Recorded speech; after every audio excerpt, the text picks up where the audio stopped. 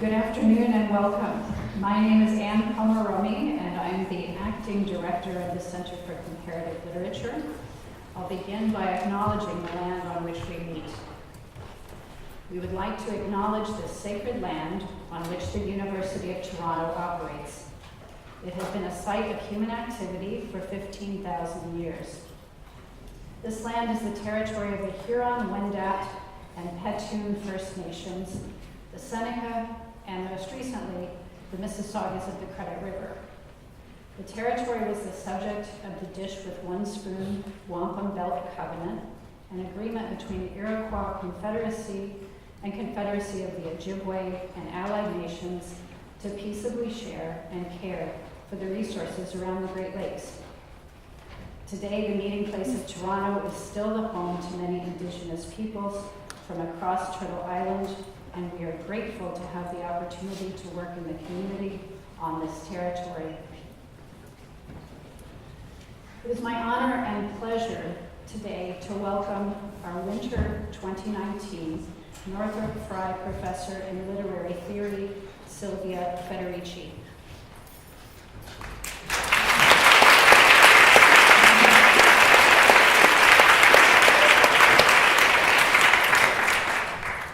This series of distinguished visiting speakers bears the name of Northrop Frye, the literary scholar and theorist who founded the program in comparative literature at the University of Toronto in 1969. That program later gained its own home as the Center for Comparative Literature. The Northrop Frye Visiting Professorship was set up early in the life of the center, and it has been occupied by many different scholars and theorists over the years. These speakers were not necessarily aligned with Frye's vision of literary theory and criticism. Northrop Frye's own curiosity about many forms of expression, knowledge, communication, and social life served as a cue to us to continue learning, to expand also beyond his work and concerns, and to think about literature and theory in new and broadened ways. We're delighted to have Silvia Federici here today to continue this tradition of illuminating interventions. To introduce our speaker, it's my pleasure to invite to the microphone Professor Eric Kasdan of East Asian Studies and the Center for Comparative Literature. Please join me in welcoming Eric Kasdan to the microphone.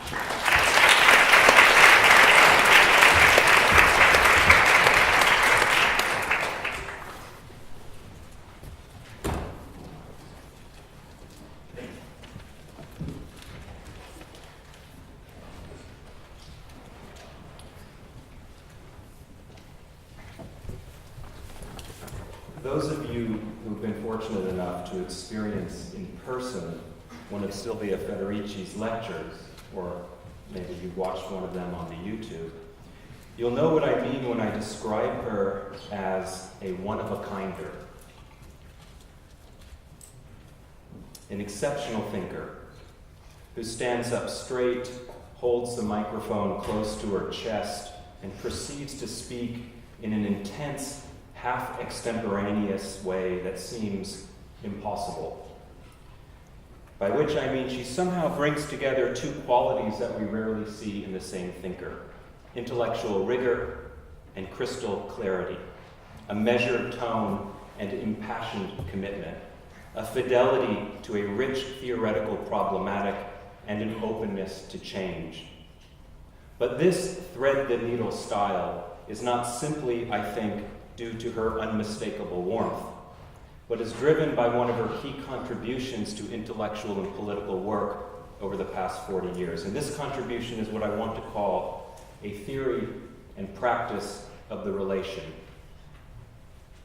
Here I'm thinking about a number of different relations, the relation, of course, between Marxism and feminism, the relation between different historical moments, the pre-modern, modern, the contemporary, the relation between scholarship and activism, and the relationship between the humanities and the social sciences. You see, this theory of the relation is not a practice of comparison, nor is it the application of one discourse onto another, but it's an approach that's less about the and that separates the two, and more about the recognition that the two are already right inside of each other, For example, Federici is often described as one of the leading Marxist feminists of the day, and this reputation is secured by her brilliant 2004 book, Caliban and the Witch, Women, the Body, and Primitive Accumulation, in which Federici turns to the witch hunts of the 16th and 17th century to argue that these are not simply the residual effects of a declining religious order, or even the eruption of pre-modern irrationalities at the transitional moment from feudalism to capitalism, but that the witch hunts are structurally linked to capitalism. To make this point, Federici opens up the Marxist category of primitive accumulation, which Marx strategically presents at the end of Capital, Volume 1, and that has been understood by Marxists as an indispensable early stage of enclosure, dispossession, that enables the subsequent commodification of labor power, and thus the full-blown dominance of the capitalist mode of production. Federici's move, however, is to view primitive accumulation less as an early stage of capitalism and more as a structural necessity to all stages of capitalism, and that therefore persists in different forms up to our present day. To make this argument, Federici needs to re-theorize the category of reproduction, namely the unwaged labor that's conducted by women in the home, the household, and the consequences of this unwaged labor, such as domestic violence, the institutional tolerance of spousal rape, the gender division of elder care, palliative care, child care. This theory of reproduction makes it impossible, I think, to defend today's dominant ideological position, namely that capitalism has somehow been softened or ameliorated or democratized over the centuries. No, the violence that existed yesterday and that exists today is not simply what happens when bad men persecute vulnerable women, but it's what happens when the capitalist system operates as it is designed to operate, when it works according to its fundamental rules. You should now be able to see why this position is so powerful, provocative indeed, and also why it does not accommodate various liberal or moralizing understandings of gender, class, race, and other categories of difference. So here we see how Federici's re-theorization of reproduction is not about adding feminism to Marxism or Marxism to feminism, but about seeing the inseparability of the two and how this Marxist feminism is particularly capable of transcoding its problematic of reproduction to changing times. Now, I think we can see the same approach going on in her activist work, from being the co-founder of the Committee for Academic Freedom in Africa, to her organization work with the international campaign Wages For Housework. This activist work, you see, is not added onto the scholarship or vice versa, I think, but the one is right inside of the other, so that to participate in a political action is, in some way, to theorize, just as much as to theorize is a practical political act. Likewise, Federici's work as a political philosopher, she taught at Hofstra University for many years and is still a professor emerita there, demonstrates this same approach by breaking down the false and ideologically driven divisions separating the humanities and the social sciences. Earlier, I called Silvia Federici a one-of-a-kinder. I didn't mean to imply that she stands alone with her concerns or is working at a distance to others. No, we see many of her interventions taking inspiration from her participation in the collective experiments of the women's movements of the 1970s, especially its configuration in the United States. Rather, I called her a one-of-a-kinder because at our moment, our contemporary moment of kill the father, kill the mother politics and academics, Silvia Federici is a rare voice who's able to remain dedicated to a fundamental, even old-school problematic, while staying open and always ready to experiment with others and with the changing times. This afternoon, Silvia will present a lecture that I trust will demonstrate just this, and it's entitled, as you see, Re-enchanting the World, Feminism and the Politics of the Commons. which looks to be based on the book by the same title that was published, I think, just this month. Yep. Aren't we lucky? Please join me in welcoming Silvia Federici.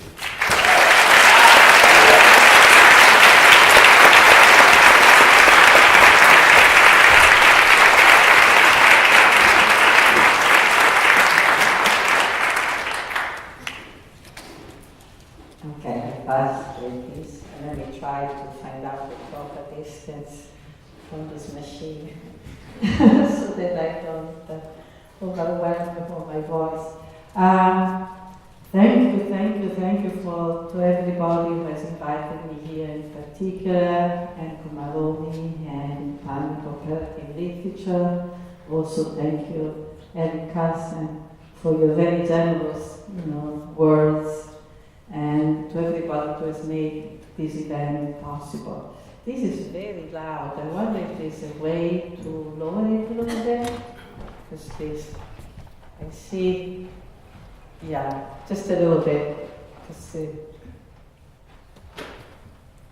Yes? No? Still? No. Just lower. Yeah. Yes? Yeah, I think now we can do it. Yeah. And also, thanks. I mean, to come is such a very cool day. It's a really pleasure to be back in Toronto and see so many people. And the topic that I've chosen to talk about, re-enchanting the world, probably has led some of you to wonder, why re-enchantment? It's so much at all with the harsh political climate in which we live that does not inspire much optimism about the future. So one of the first things I will do is to explain or to give you an inkling as to what do I mean and why I've chosen this concept, why I've chosen to speak of enchanting the world.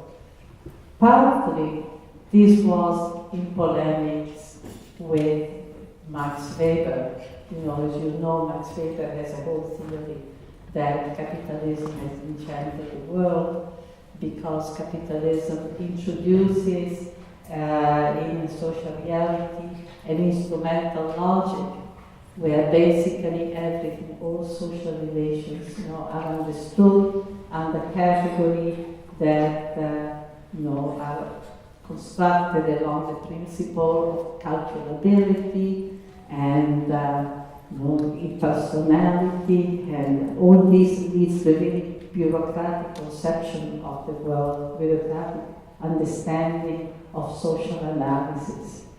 At the same time, Max Weber never criticizes capitalism for its true crimes, which is, its exploitation of human life, its exploitation of human labor, its systematic, continuous historical dispossession of people from the most basic needs of their reproduction, the continuous colonization and the creation of hierarchy, racial hierarchies, sexual hierarchies, and generational hierarchy. So there is no criticism of really what has made capitalism a system that has brought a continuous principle of destruction into the world, to the present. In addition, Max Weber takes a very pessimistic view about the future. He's critical of capitalism, he's critical of the process of rationalization that it introduces in the world, but does not see a possibility of an alternative. Basically he takes a posture of resignation. So partially, the reason to speak of re-enchantment of the world was also in a polemic with this perspective, wanting to show that in fact an alternative is possible, and not only is possible, it is necessary. It is crucial importance because we cannot accept to live in a world that is so devastating for the majority of people, and in fact, robs us of the possibility to think a future. Robs us of the possibility of thinking a future. And I'm going to return to this question later. I also wanted to speak of the fact that today, contrary to the pessimistic view that Max Weber proposed in that famous essay, in fact, there is a world of struggle that is taking place. And not only a world of struggle, but there is a new vision of the world that, in fact, in many places where we often would not expect it, new conception, new alternative conception of what life can be like. New communitarian relations are being built that, in a way, gives us an anticipation, of a future society that we could be able to construct. So this is what I want to discuss today in my presentation. I want in particular to focus upon, what I'll call the politics of the common and the struggle for the construction of communitarian society. And first of all, ask, why, in the world that we know, I'm so frustrated about this constant echo that let me try to see if this is better. Perhaps this is better, yeah? Okay. I'll discipline myself to stay in one spot, which I usually don't like to do. But yes, it's much better because I can't even hear myself, with that echo. Yeah. So I wanted to say that, the reason to speak of the politics of the commons and the construction of communitarian relation is because I believe that these efforts, these initiatives are not necessarily, only struggles that are taking place that are important in the process of going beyond a capitalist society. But because they have equality characteristics, right, that in a way are important because they are not only oppositional, they not only represent a resistance, right, to the kind of exploitation, to the kind of destruction that the expansion of capitalist relation, every day produces in every part of the world, but they also have a constructive elements. They are, in fact, bringing new social relations. They are rebuilding the social fabric in a way that makes it a ground of resistance, but also a ground of social transformation. And the politics of the common, how, when does this politics becomes important? Yeah? I've often reflected on this question in the 90s, when in different social movements, the idea of commons, right, began to circulate.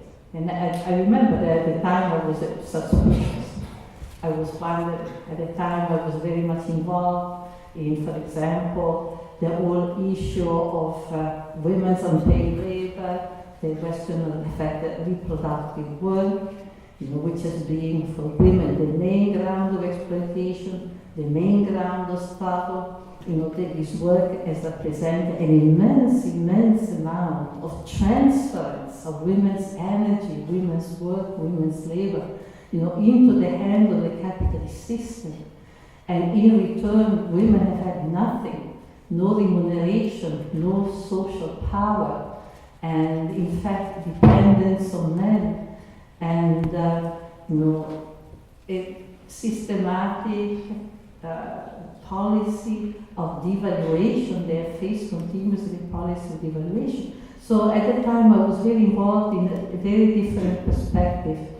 But I became interested, and there was obviously a reason why by the 90s the question of the commons begins to come to the foreground of several social movements.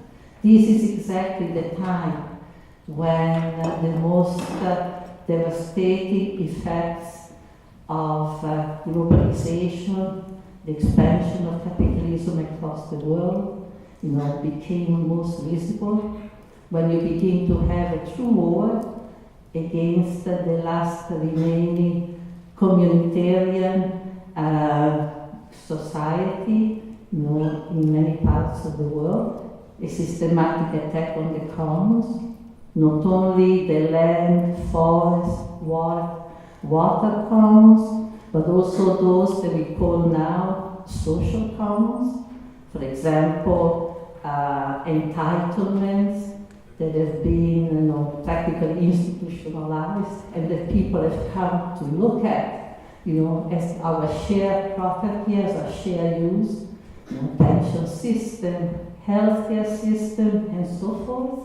Now, this was the time in which we begin to have all the effect of neoliberalism, taking place, most strongly, with most intensity, and not accidentally. One of the main factors that brought the question of the commons on the agenda for many political movements was the 1992-1993, the night of 1992, December 1931, 1992, takeover by the Zapatistas, 1993. By the Zapatista of the town of San Cristobal in Chiapas, right? That takeover was inspired by the abolition of the ejido system in Mexico, which was a system of practically communitarian management of land, not quite communitarian in all the tradition, but rather communal management. And this was happening across the world. So the idea of the commons comes into being at a time in which the commons were coming under attack, were becoming a target of a systematic effort of land privatization, led by World Bank, by the IMF, World Trade Organization, which was really the core, the backbone, right, of the new phase of capitalist development that now we call globalization. And the process has continued, because the privatization, the policy of dispossession, the attack on communal property and use has continued in the rural area in particular, but also in urban area with gentrification, also with the destruction and reorganization of industrial production, which has decommunalized many working class communities.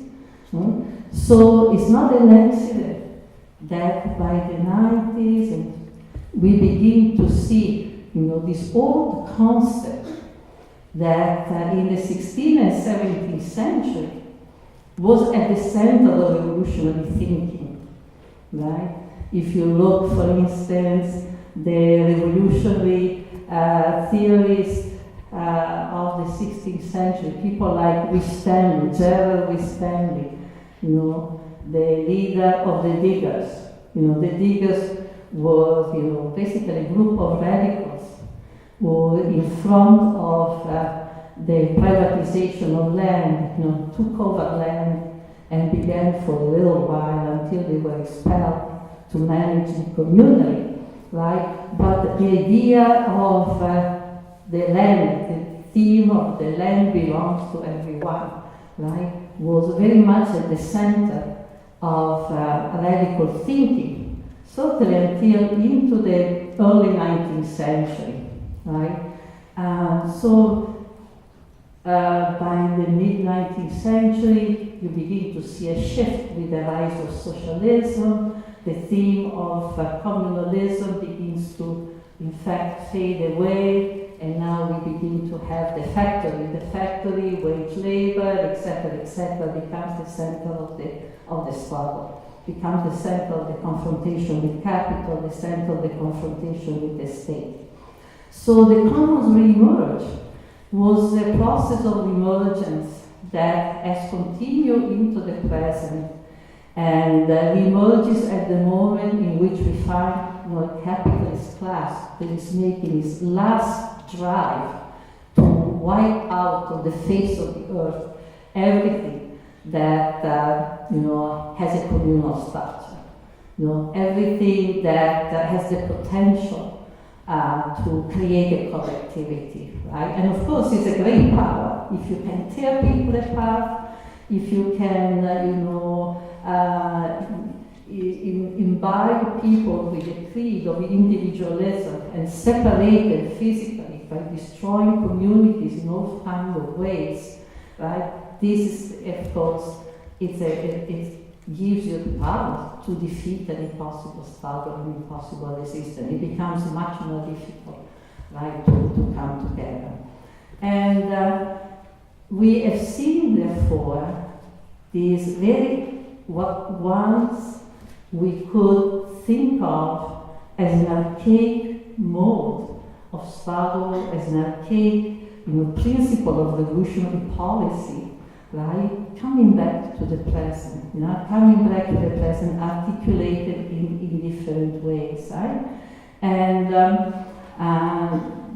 clearly, the struggle that particularly indigenous people in the American continent have made, over the last 3-4 decades, in particular, to this day, beginning with the Zapatista, has been very crucial to revitalize this idea, to revitalize and to spread more awareness of the political possibility of communalism, right? But at the same time, what I've been mostly interested in, and I would like to speak about today, is the forms of communalism that are not built, on pre-existing commons, like the indigenous one, right? Where people already have territory, people already have land. In many ways, they can have the means to reproduce themselves, and having territorial control, they also can introduce already forms of self-government, as for example in the case of Zapatista, or more recently, for example, in the case of the Peripuchan community in Michoacan, in Cheran, that you may have heard of, where people actually have gone back to organizing themselves along the old ways of, the old use and customs, usos and costumbres. They have gone back to what used to be, an older way of self-government. But what I've been more interested in has been not only the defense of the existing common, right, but what I would call the production of new commons, right? The production of new commons that is now a process that is taking place, in many parts of the world, but it's most important in Latin America, partially, I think, because of the influence of the already existing indigenous communalist regime, and but they are taking place in localities, where in fact populations have moved, that have moved because they have lost everything that they used to have. And so I like to speak about the reconstruction of commons in situation, in area, and by population, mostly by women, right, who in many ways would seem the most unlikely, right, to be able to have this transformative power. because in many cases it is under conditions of radical pauperization, radical expropriation. And for example, today, if you visit many of the periphery of Latin American urban centers, whether it is Mexico City or above all Buenos Aires or Santiago de Chile, right? Or parts of Brazil, one of the new development that has been growing over the decades, right, has been what I call the production of new reproductive communal regime, of reproduction of new commons, because of the activity mostly of women who confronted with a situation of radical necessity, society encampments, often constructed through collective labor, where the state doesn't exist. Practically, the state doesn't exist except as a violent presence, except in the forms of militaries displaced here and there in the community.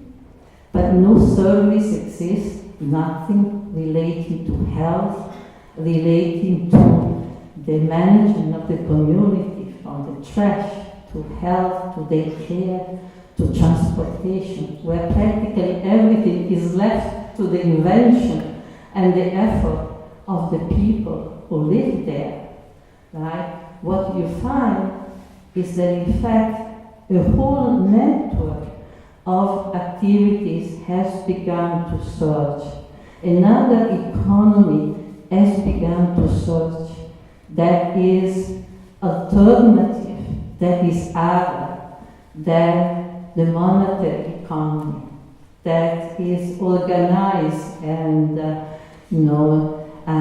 according to a different principle than the logic of the monetary economy.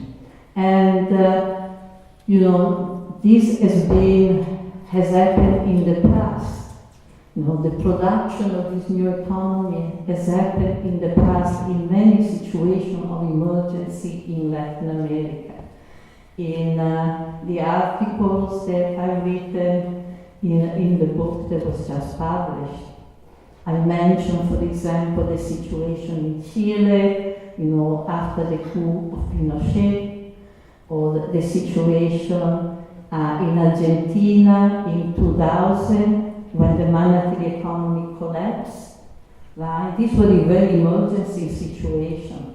For example, in Chile, after the coup of Pinochet, right, what you had population, particularly in the proletarian neighborhood, where simultaneously, you had state terror, people being desaparecidos, being disappeared, right?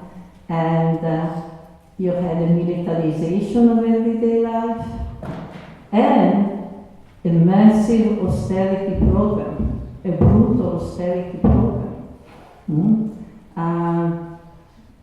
Chile in 1973 was really, the first test for the future neoliberal economy.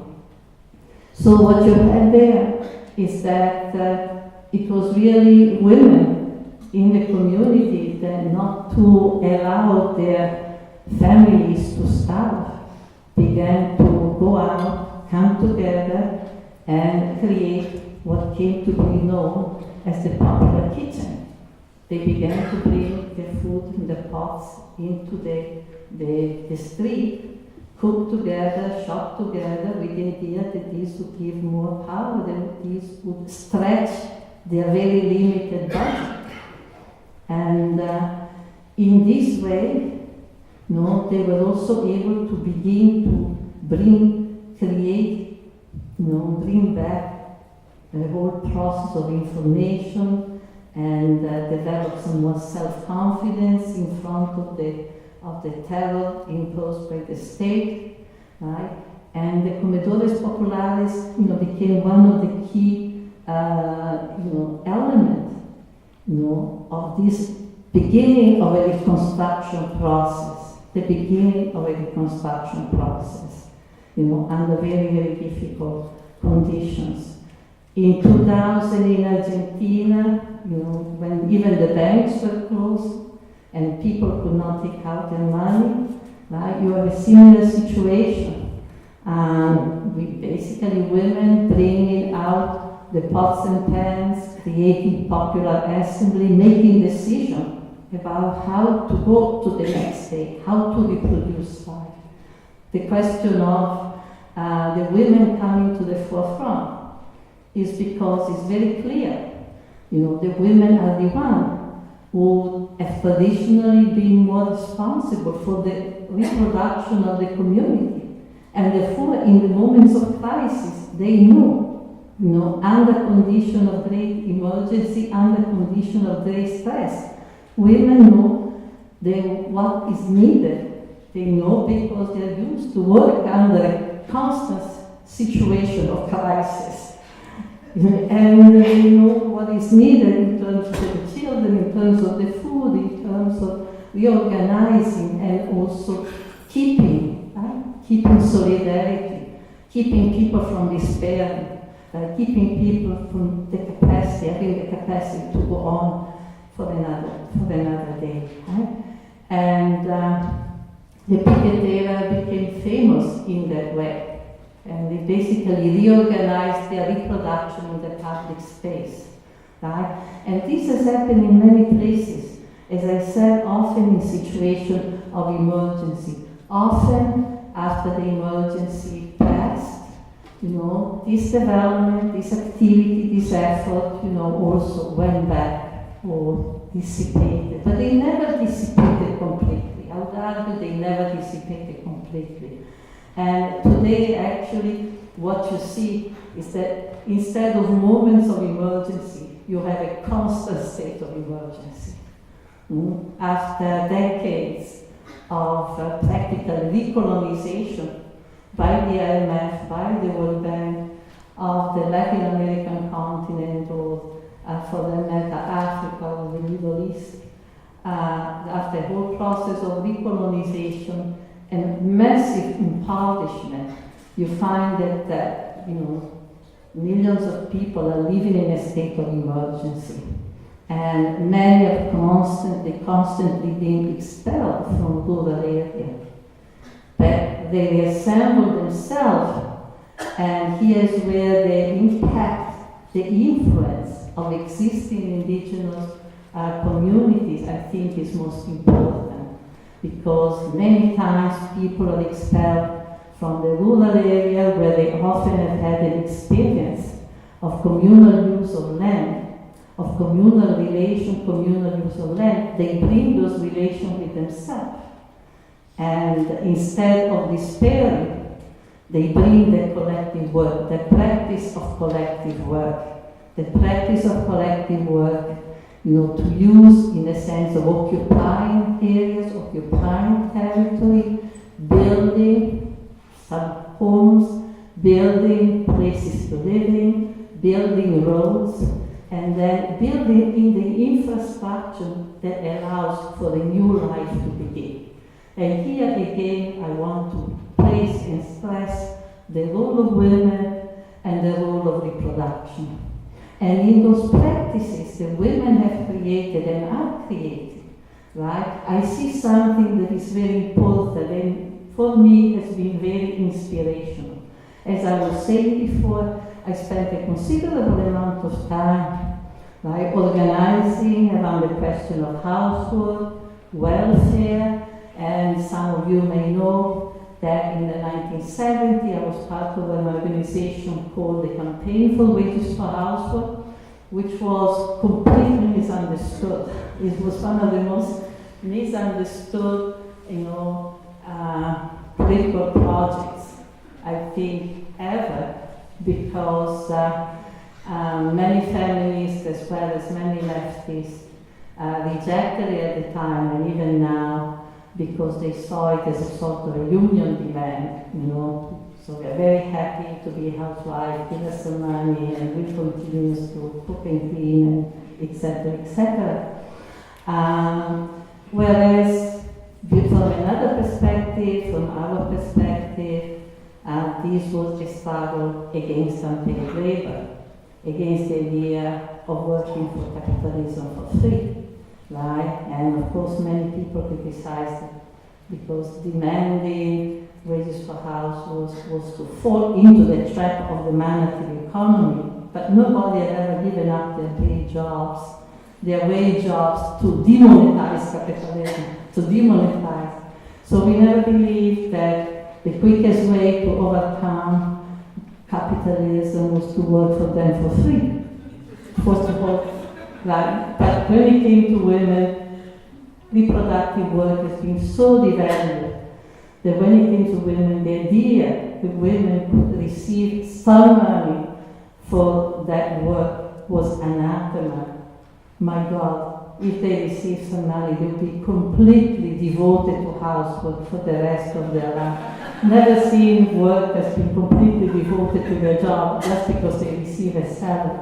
But so for us, Wages for Housework was really a struggle against unpaid labor. It was a struggle against, the hierarchy, within the working class, a refusal of having to be dependent on a man to be able to survive, or having to take any jobs that came along, again, for thought of a lack of alternative.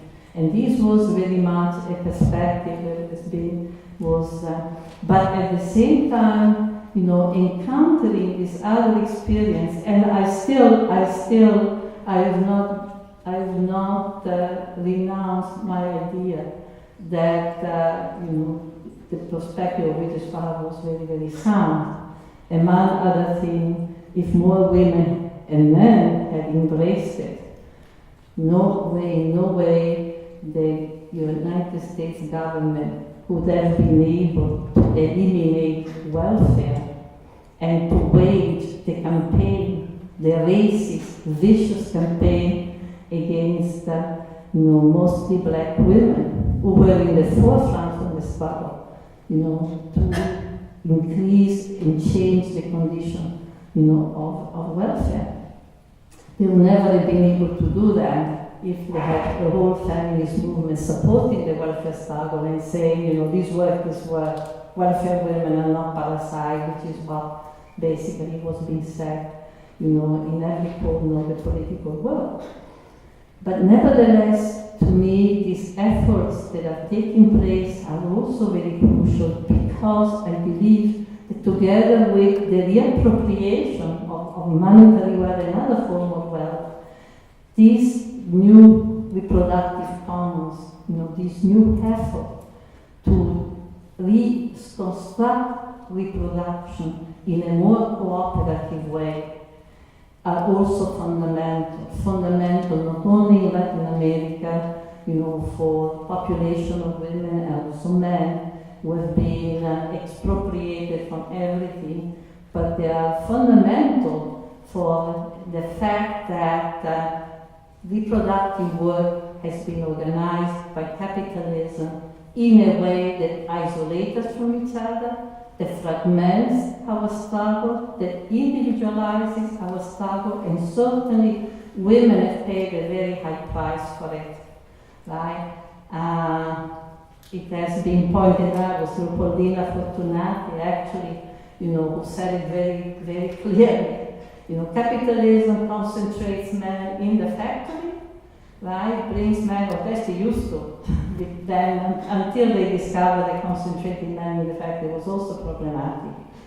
And then disaggregate workers in the community, right? Disaggregate them so that that concentration in the factory that is potentially producing and has produced many, many struggles, right, does not continue, does not receive more strength by communal living. Yeah? And so much effort, much knowledge in the United States has gone into the direction of figuring out how do you divide people? How do you divide people in their everyday life? Right? How do you fragment them? And in fact, the whole architecture that is being developed, especially in the post-World War II period, has been uniquely directed to that. And now we know from lots of documentation that there was nothing innocent, for instance, to the construction of suburbia, right, to the construction of those streets upon street upon street with the little houses, the Levittown model where each little house separate from the others, and then all distant from the places of work, so the men after work could not hang around, right, and for example plot against their bosses, but they would go right away, take the car, go home, and even the way the home was taught. For example, the lawn, right? They decided to put a lawn in front of the house because if the man had a little bit of time, he wouldn't go to a bar or to a salon and they would mow the lawn. So Sunday, instead of doing any political work, you would have mown the lawn. Yeah, they still do, by the way, many. You see, if you travel outside of the big city, you will see a lot of that.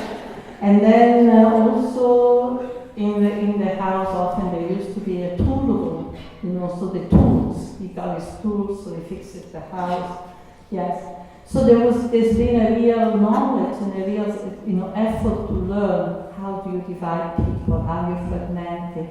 And so the question of the reconstruction of everyday reproduction, the reconstruction of everyday life and reproduction in a way that is more communitarian, in a way that does not isolate, is not only a necessity, in places where people have nothing, have to rely on the cooperative work because it's the only way not to be completely defeated. It's the only way to ensure survival.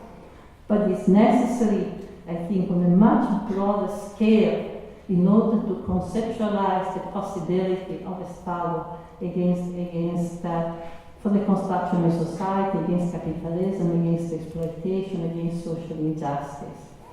And so this has been the interest that I've had, and for all these broad formation that along and in the face of great difficulties have developed in many of the urban towns, peripheries, the megalopolis, particularly Latin America, but not only Latin America. For example, in Africa, as I mentioned several times in this work, in Africa also, in the 90s and after, in response to land privatization, the World Bank is trying to really break down the commons and give a title, an individual title to everybody, which is really, if you take the title, is the quickest road to dispossession. Because there's very little you can do with a small piece of land, whether if you have an individual title or not to it, in a situation where the prices of coffee, prices of cotton, they're established in London, they're established in Chicago. So when you have your little piece of land and now you got your title, in fact, you're very, very vulnerable, much more than if you were in a collectivity. So in Africa, women have been expelled because of the privatization drive. You find that there has been more and more practice of farming, urban farming, like the urban garden. Where do the urban garden come from? There used to be the Victory Garden in the United States, during World War II, but those were a limited experience. But where all the proliferation of urban garden, this really has come because of the example of the practice of women in places like many African countries, and then through migration coming into Europe, or through migration from Latin America coming into cities like New York, and reproducing those gatherings, and reproducing those collective forms of farming, right, with the idea of having some independence from the market, of having some autonomy. And so this is one form, but also you have, as I was mentioning before, the commoning of, for example, food preparation, and the commoning of health, initiatives. I was in Buenos Aires visiting what they call a villa, which would be a very proletarian neighborhood, one of these encampments that have been built over the year through collective work. And myself and other women who were with me met with a lot of women working in this community, and what they were doing was absolutely impressive, because in a community typical where the state provides nothing, right? The women have created a total network of support reproductive activity, a total network of reproductive activity. There was a dengue fever a few years ago, and in response, the women began to collect the trash because nobody was collecting trash. There's no cross-lights, so there's groups of women who take children to school, others take them back, so they do not get run over as they used to by cars and trucks.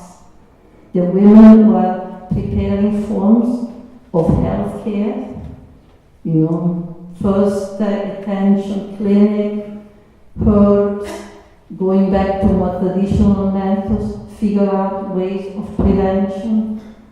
The women were actually checking homes where they know the people are very hungry, and to make sure that everybody has one meal a day.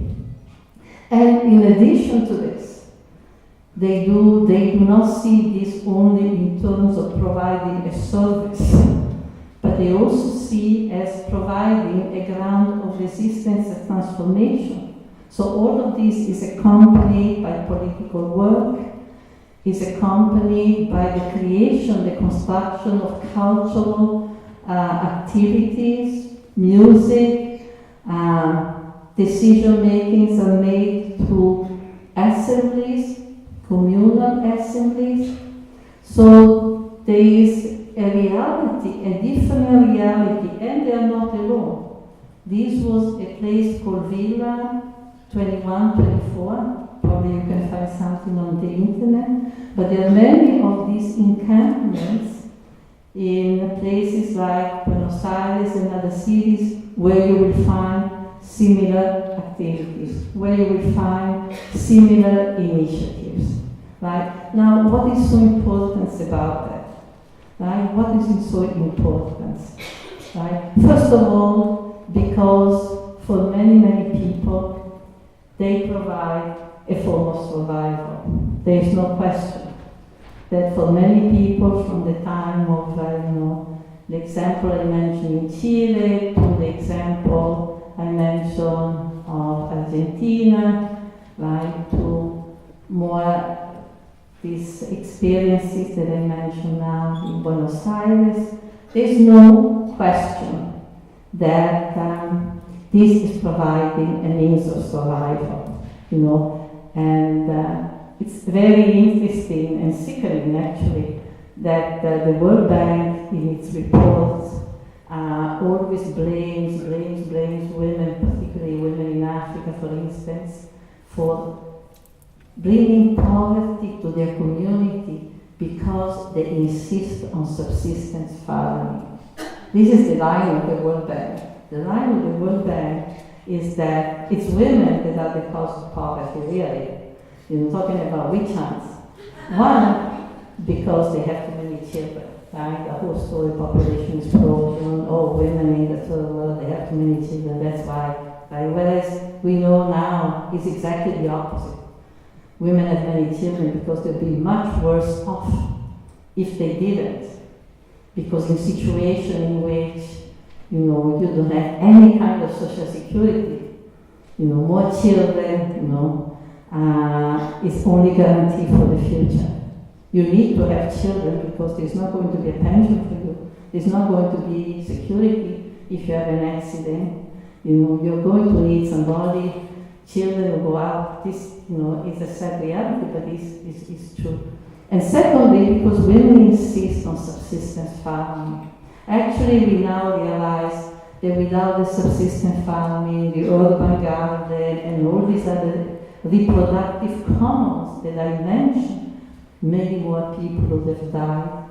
When you look, for example, at the record of many, many countries who have gone through the regime of structural adjustment to the level of mass, brutal impoverishment, the structural adjustment has caused, for instance, the massive monetary devaluation, sometimes of 1,000%, like in Brazil in the 90s, 1,000% devaluation, or even now.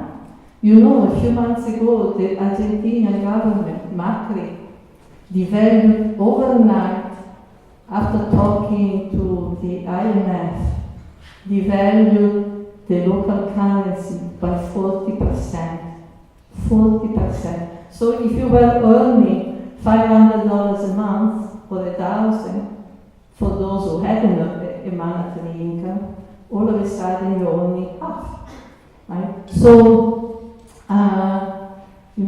this level, right, of impoverishment, you would imagine if you see that many more people would have died, right? Whereas, the situation has been terrible, mortality has increased, but actually the subsistence, form farming, and the creation of reproductive commons has helped many to survive. In the same way as, for instance, in Greece, you may be familiar, probably you are, with the experience of the social clinics in Greece, right? That when Greece was, forced to accept these massive cuts imposed by the European Union, right? People created these social clinics. These are reproductive commons. Reproductive commons are not being created only in Latin America. They are reproductive commons on different scales, being created all over the world. So in Greece, for instance, all over the country, you had these social clinics. Social clinics were places where doctors, nurses, and other people came together to help those who could not pay, to put together medicines and as well as services for those who could not pay. So these reproductive commons, turning back to those I referred to in Argentina or other parts of Latin America, one, guarantee survival, but they guarantee a lot more than that, right? They guarantee a capacity for resistance that would not be available if people confronted, all the forces of capitalism in their community alone. These reproductive commons are in fact reconstituting a social fabric. They are reconstituting a whole network of relations among people that are very important for their capacity to resist. And not only resistance, but capacity to confront the state in a relation of constant reappropriation of social wealth. Because I don't think we can speak of commons or commons who has a future unless those commons have the capacity to begin a process of reappropriation. And the resistance is crucial precisely because, in order to, in fact, consolidate and expand and reconstruct those forms of reproduction, right? You also need to, so the whole issue of reproductive commons has two sides, because on one side, right, they enable you to reappropriate, they enable you, they give you more power with regard to the state, negotiation, confrontation, struggle, to be able, for example, to say, okay, we need material to construct some homes. We want to have to connect electricity for free. We want to be able to have somebody who comes and connect water pipes or create pipes so that we can have water in the community.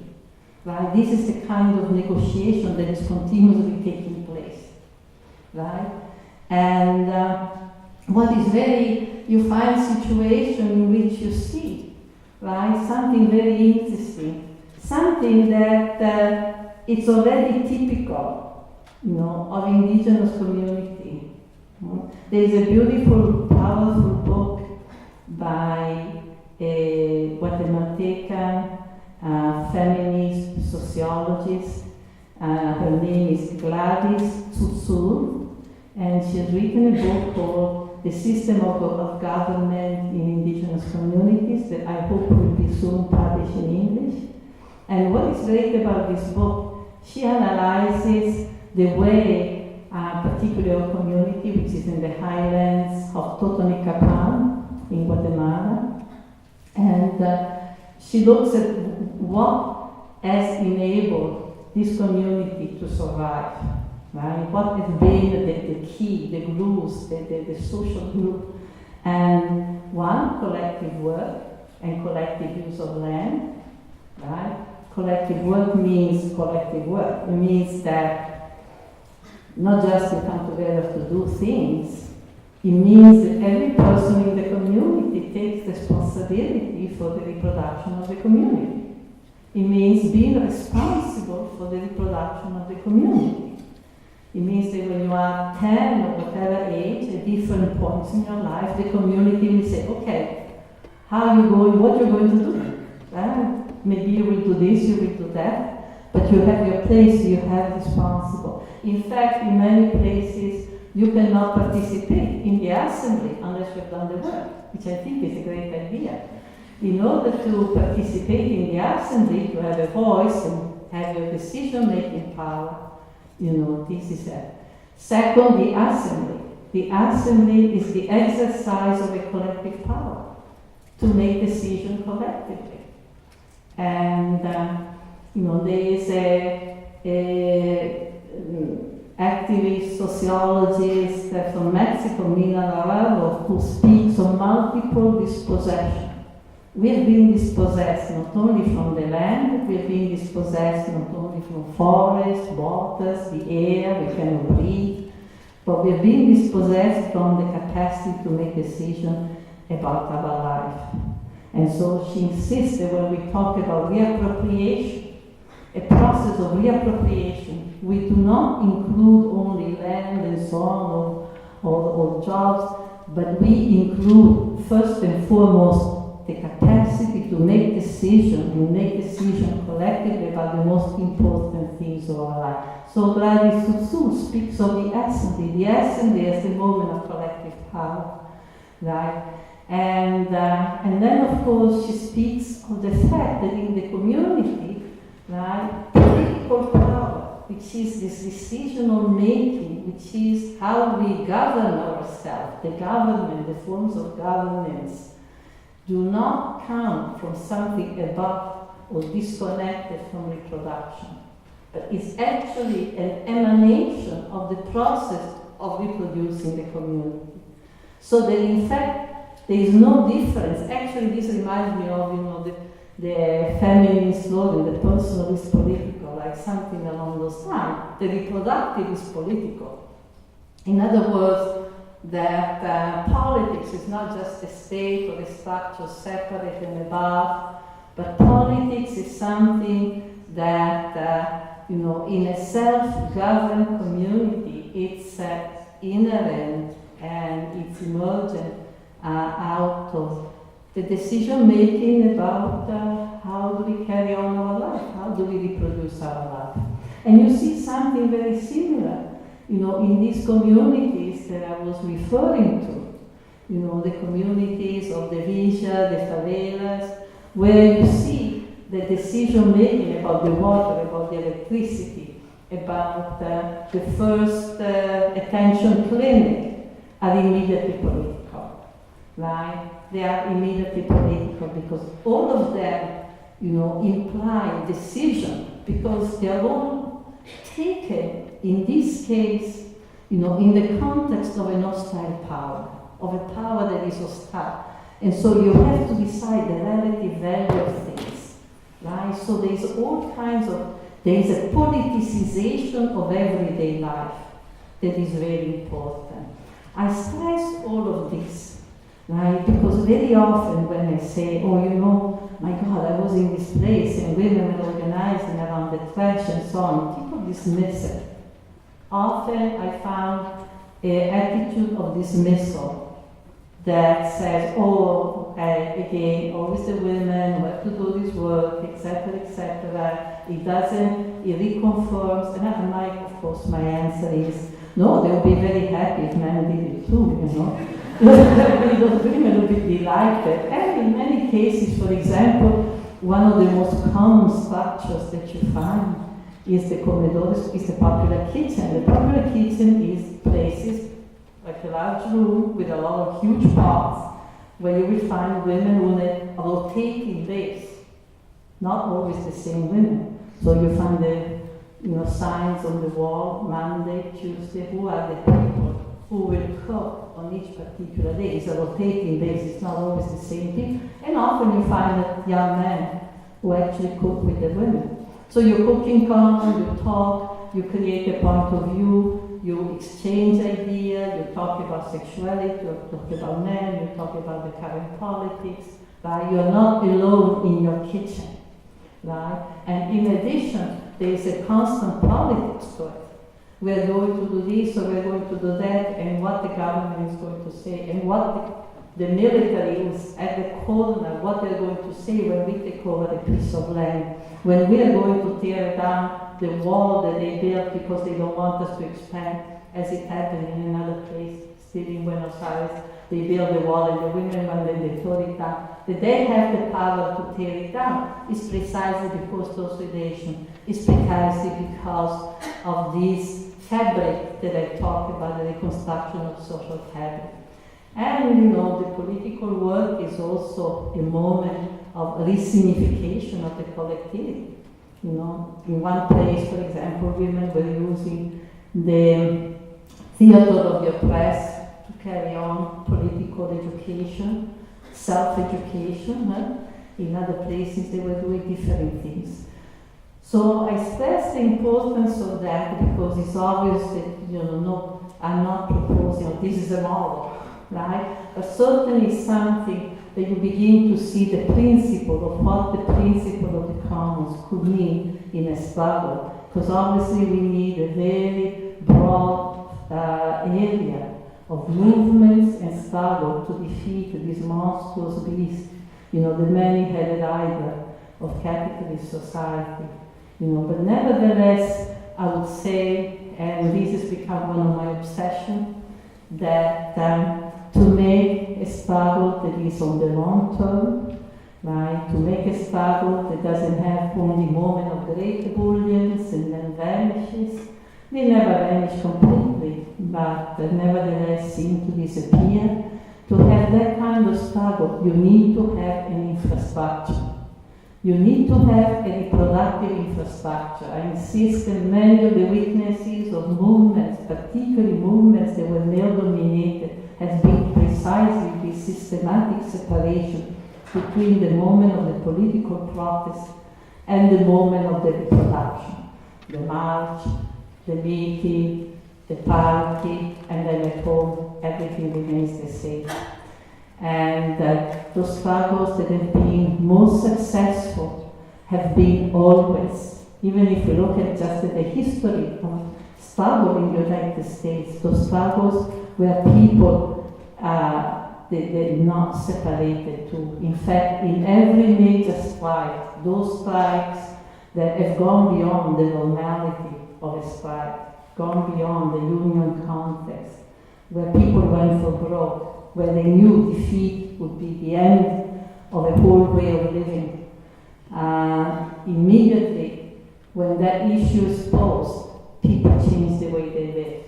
People begin to cooperate not only in the picket line, but they begin to cooperate in their everyday life. Right? This we have seen it many, many times, over and over and over.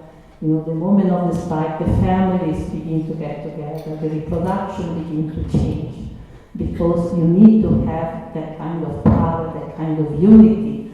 And with that commoning of reproduction, the creation of solidarity ties, of effective ties.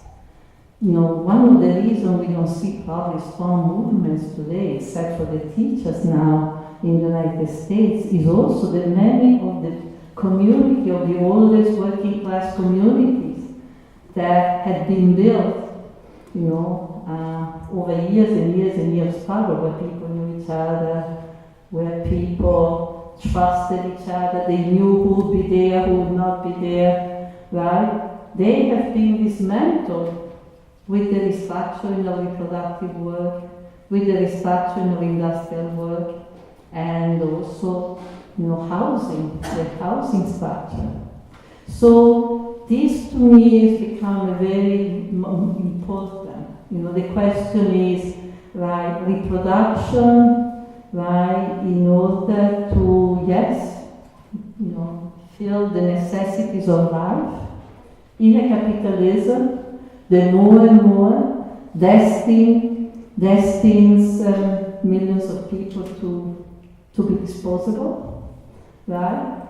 But also reproduction to recreate forms of resistance and to plant the seeds, you know, for the transformation, you know, of our life, for the creation of a different society, you know.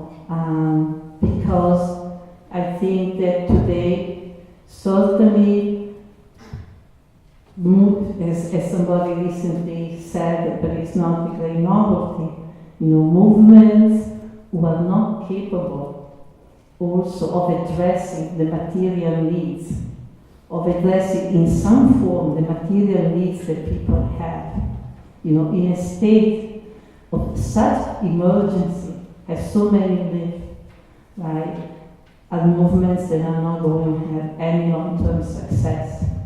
And in addition, in order for those movements to have a long-term perspective, the existence and construction of an infrastructure of struggle is indispensable. Might not be sufficient, but it is indispensable. We saw that as Standing Rock, with a temperature of 30 below zero, the dogs, the water cannons and everything. It would never have been possible for 7,000 people, as they were at a peak, to be able to survive for months. 7,000. If it hadn't been for the amazing capacity of a lot of mostly women, not only women, but mostly women. They call themselves the water protectors, right? To organize the reproduction, the children, the cooking, the relation among people, the clothing, and etc., etc. So these are the ideas that I want to present, not because I want to say that these are the only form of struggle, far from it, but certainly because I think that this is one aspect of the struggle that has not been understood, has not been practiced, has not been valued, and I think that has to change. Thank you very much.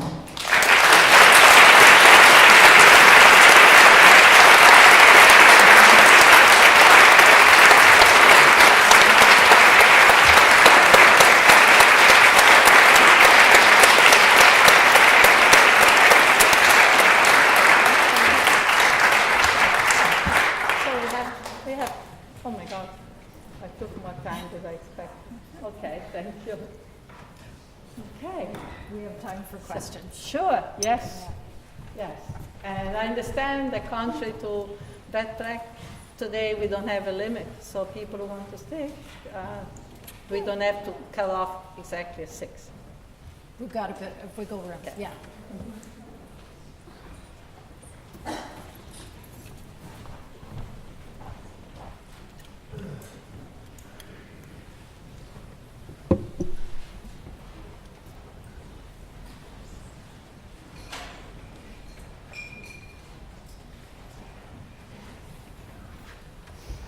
Yes.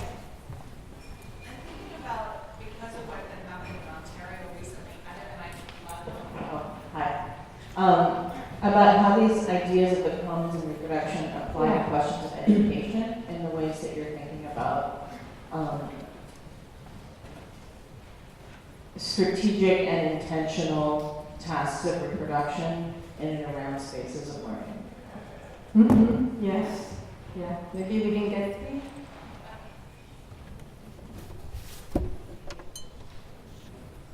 Yeah, maybe we can get 3 questions. Oh, sure. Yeah.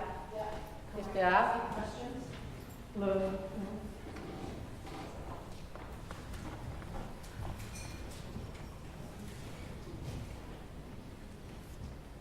I wanted to ask, because it's, I guess, relevant to the, how could commenting, I guess it also ties in with the previous question, how, like, are there models or strategies for commenting work in a community like Toronto, where people often really don't have much of a sense of themselves in community, they don't know who surrounds them, people are very mobile, they move between communities and spaces, like, you know, after a couple of years, and they can't really ground themselves, so they don't have much sense of place. How is common work to be carried out there?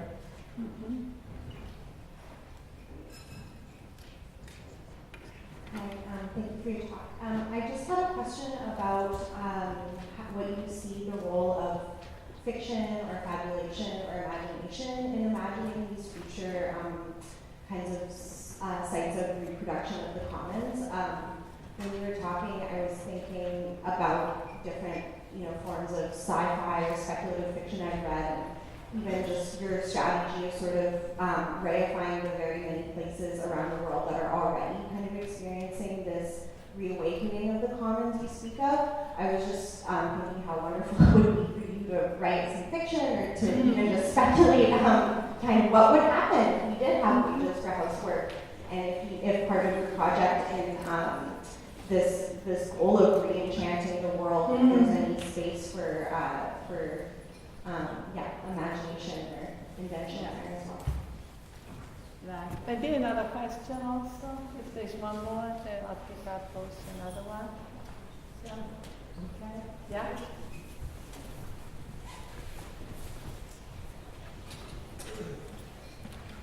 Hi, thank you for the talk. So I have a similar question in regards to how do we do this work in Toronto, so like community organizing and social programs, and something similar to maybe like the Black Panther Party. And also, like the Black Panther Party, there were a lot of men involved in that, so we saw a lot of examples where women were picking up all the slack that men should also be picking up. But because this is largely a struggle for the working class to, destroy capitalism, so how do we have that solidarity between men and women? Because often like liberal or reactionary feminists continues to push the men out, instead of really looking at how like patriarchy also affects men and puts men in a position to be violent towards women, or just the whole context that you were talking about. So if you could elaborate on that. Yeah. Thank you.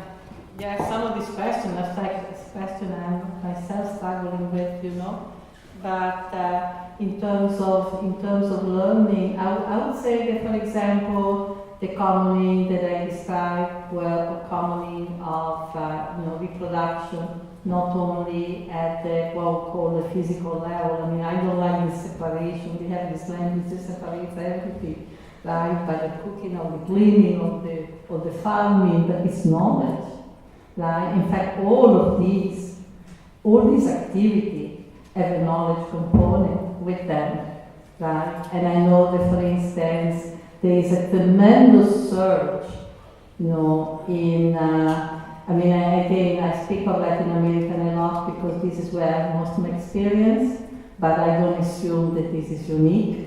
Right? But there's been an enormous surge of interest in, for instance, in knowing more about alternative forms of medicine, right? The use of plants, the use of herbs, of substances, natural substances, both in terms of cooking and in terms of healing. There's been a whole revival, and I know, for example, also in Zapatista's land, right? The land, there was this interesting stories about the Zapatista going to the elderly and, forcing them to remember what were the ways in which they organized, medicine and health, because now, and this is part of their enchantment, we assume that, so many assume that this capitalism has produced all knowledge, who has produced all wealth, and we forget how many things people knew. We forgot so much, thousands and thousands of years of accumulated knowledge, and capitalism seems to tell us, right, that all that had no value, right? And so there's been a process of communalization, of returning and also basically learning new ways. It's a knowing, it's a communication that is taking place outside of the market, right? So, and connected with that also the whole issue of memory and memorializing. We were talking before, with Professor Moja about the importance of memory and memorializing, not allowing the past to die. I had a conversation with Glazy Tsutsur, this compañera from Guatemala, and she was telling me and us other women about this, community of Ixtil, I think it's mispronounced probably, Ixtil, where in the 1980s, under the regime of Osmond, who was a Pentecostalist, by the way, Christian fundamentalist. So many people were brutally killed, supposedly the complicity of the United States, and so many indigenous community in Guatemala was wiped out, and this was one of the most, victimized. And then she was saying, but today, you see, the women are back, struggling from the appropriating the land that had been taken away from them, and so on. And so everyone saying, well, why? What is giving them this power of, you've seen your families, your community. And she was saying, well, it's our relationship to those who have died. It's the fact that for us the memory, we don't let the memory die. We don't let the past be past. We don't let those who die not to be present. And this gives a lot of courage to people also in terms of the way they look at their lives. And this is a theme that I've seen over and over and over. I've heard in so many different articulations. The power of memory as an instrument of resistance, or as a ground of resistance, right? Memory in the sense of reconstructing, the history of the community and what happened. And of course, you don't reconstruct it because it's not that, there is a memory that is there, that is fixed for all time, but every struggle rebuilds the memory in a particular way, right? So people returning, collectivizing, what the community went through, what is the history, what we have in common, so you have the creation of a collective subject. So the question of memory, that too is knowledge building. It's an example of commoning knowledge. And I'll say that process of commoning knowledge, of building knowledge, in a non-commercial way is crucial, for example, in universities. It's crucial in schools. It's crucial in struggling communities, and it's crucial in schools. because all the main drives today in the in universities is to commercialize knowledge, to turn knowledge into a commodity. Everything is turned into a commodity, and students are being forced to compete. People are being forced to compete, and that is to be fought against. That is to be fought against, and I think it's very important that, for example, in a school like this or many others, people begin to put their knowledge in common rather than competing. That's exactly the false path, the path to defeat, the path to misery, unhappiness, and defeat is the path to individualize your effort, to individualize, your learning. So, yeah. And the question of fiction, the question of fiction I think is very interesting.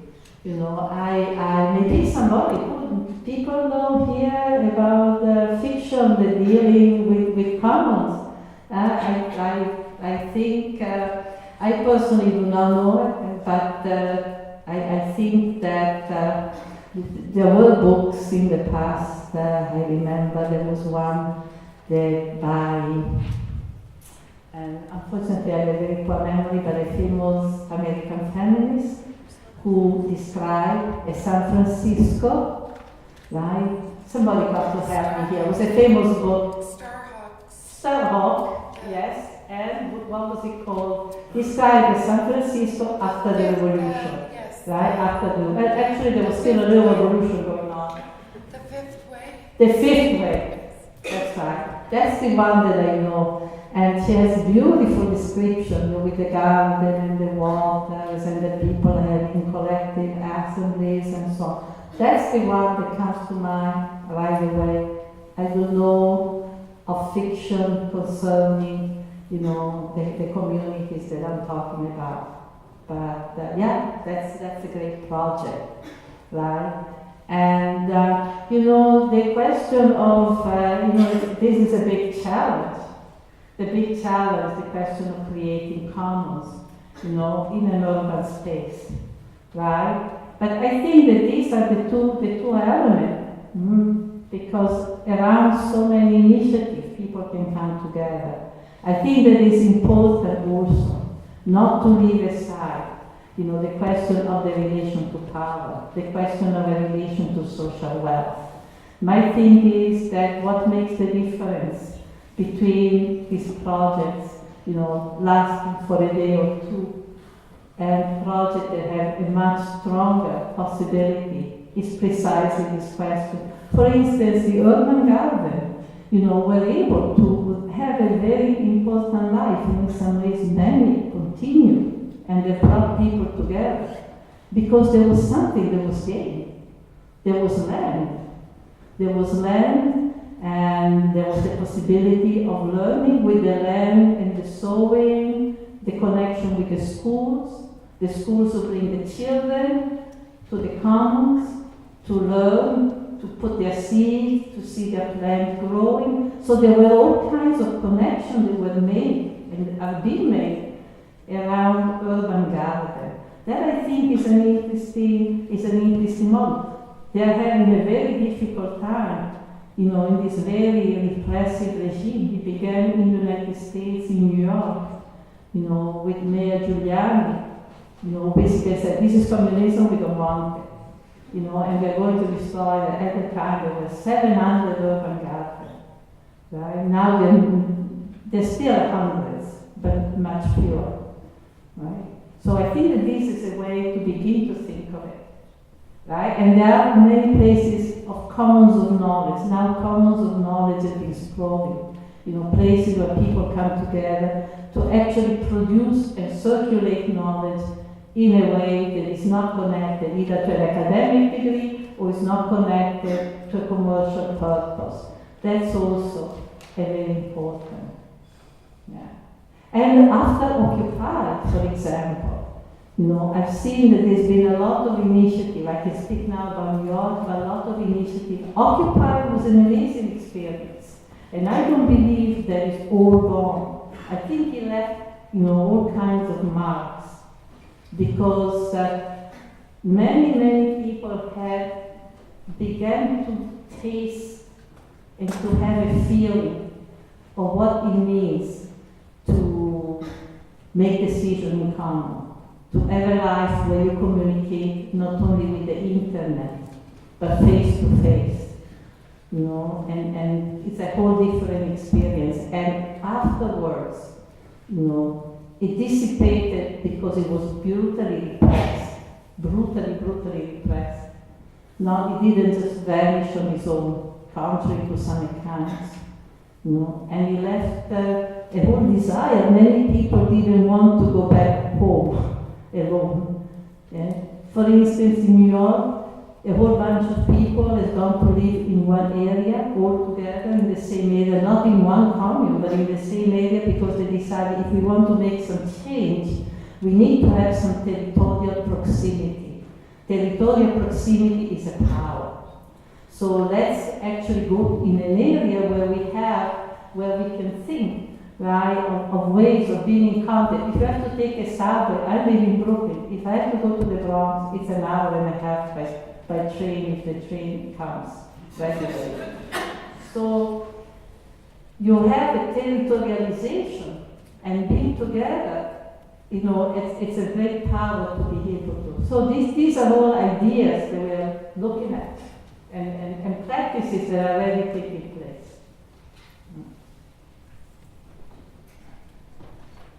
Other questions, comments? Mm-hmm. I'm just wondering how we can scale up the commons. How can we scale up the commons? Scale up? Oh, yes.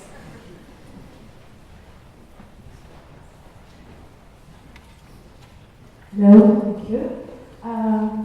I'm just wondering, since we're talking about the commons here. Okay. Okay. What are the possibilities of, say the commons went back to base? What are the possibilities of being also absorbed by neoliberalism? Right? The way neoliberal politics work by absorption and dilution. So I would like to know your thoughts about that.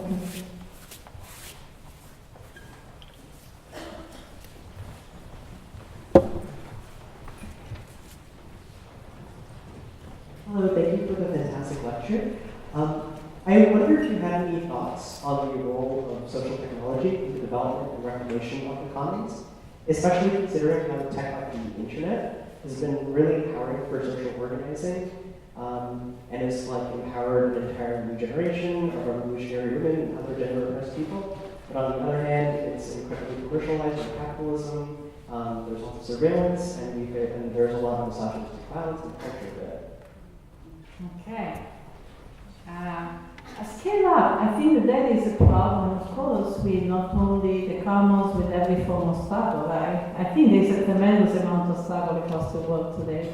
It's very, not all makes the front page of the newspaper, but there's a tremendous, the question is how those struggles connect with each other, right? How those struggles not only resist, but begin to develop into forms that create something new in the present, right? And how basically they connect. This, I think, is the challenge. I don't have the magic wand, I don't have the magic answer. But I think that looking, for instance, at the situation in Latin America, I think there's been a continuous production of new commons. But at the same time, it's true. They are under threat. Do you know that right now, for example, there is an alert for the Zapatista lands because the new government, that was supposed to be so progressive, the government of López Obrador, AMLO, right? There was once the mayor of Mexico City, and so many in the left, Latin, is beginning to concession to give land of the Zapatista to companies, to extractivist companies. So there's a big petition, I don't know if you have seen it. If you haven't seen it, try to get it and sign it. There's a big protest, because there's a very, very serious alert of a danger that Zapatista land have not been in a long time so threatened. So, answer also to your question. It's true, right? But it's a so-called tool, because the land are already threatened anyway. In other words, the commons, the new commons, are in response, right? So the alternative, right? In other words, the idea that reconstituting at the everyday level, right, forms of reproduction, the strengthen, right, cooperation, the strengthen unity, it's a very, very powerful path. It's not a guarantee. There's no guarantee. Absolutely. So, but when you look at, for instance, the struggle that in the past have been successful, in addition to the Zapatista, the movement of the landless people of Brazil, the sem terra, right? The first thing that they did during the occupation was to communalize all reproduction. For years, all the struggle for the recuperation of land, thousands and thousands of hectares of land by the MST in Brazil, right, was done through also a reorganization of reproduction along communal basis, which means people cook together, people live together, this was a security measure, but it was also a means of resistance, right? It strengthened the capacity of people to confront together, to know each other, trust each other, have effective relations, etc., etc. When the lands were occupied and some victory could be claimed, very often men wanted to build farms separate from each other. In many cases, it was the women of the movement who opposed that because they saw, in that communitarian structure, a great power. So the question also, when we look at the struggles, strategies, is always important to ask, what are the alternatives? What are the alternatives? So I'm saying this is a powerful way to organize, right? And the question is, is in fact a form of organizing that does not pay attention to the way the reproduction of those who are in the struggle is organized? Is that an effective proposition? Now, and now I've forgotten the other two questions. That there was the scaling up, there was your question, and no? Yes, your question, right. The whole issue of technology, I think, is very important. You put the finger on one of the important issues of today, because this technology is now pervasive, ubiquitous. It's like God, it's in everywhere, And we're told that it's bringing people together, to make the Arab Spring. It's very rarely asked how many commons have been destroyed to produce the digital equipment, right, that presumably bring us together. So it's the construction of one common produced at the cost of the destruction of many others, right? Some people have made the calculations. There's a book by Salah Sarkar, who is an Indian activist, social theorist, and he has calculated how many millions of tons of soil have to be sifted through for the minerals to produce a computer, how many millions of tons of water also are required by computer and the iPhone and so on, right? So the drive of capitalism today, the fact that extractivism Extractivism is one of the central strategies, and the return of very open imperialist recolonizing policies is so central. It's because the lands of Africa, Latin America, and so on are the most rich in the mineral that are required to produce digital technology. So digital technology is reputed to unify people, is actually costing, right, the destruction, and the wars that are taking place in so many parts of the world. So I think that we need a very, very, look and critique also this technology. We cannot continue to say, this bringing us together. Even aside from the other issues, that now everybody's plugged here, right? We are like Leibniz, the monarchs, this German philosopher had the idea of the individual, the very capitalist conception, bourgeois conception of subjectivity, the monarch without window and without doors, he said.